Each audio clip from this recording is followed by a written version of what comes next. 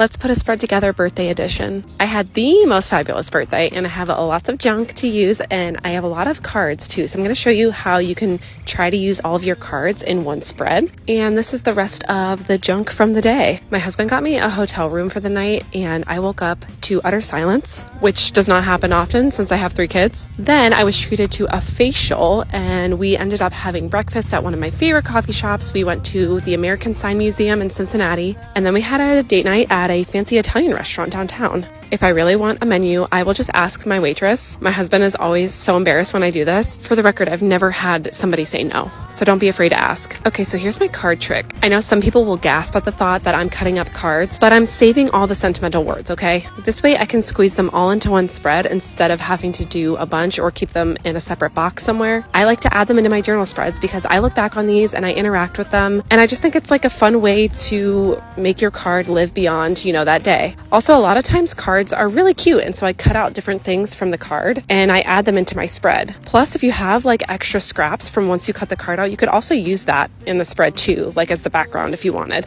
I had this envelope and the birthday card I wrote to myself for this year, so I put all of them into the envelope and just sealed it with a piece of washi tape. I didn't love the envelope like taking up all that space and just being white, so I added my birthday with some scrapbook stickers. I printed off a photo that my husband took of me while we were at dinner, and once I'm getting close to being done with the spread, I kind of take a look at it. I examine all of my remaining junk and cut anything else that I want to add. This is personally my favorite way to use cards because I feel like I'm using all of the elements and I'm giving them new life. Anyway, here is the final spread. I think it turned out so great and I'm very happy with it, and it's super interactive and fun, and I will cherish it for years to come.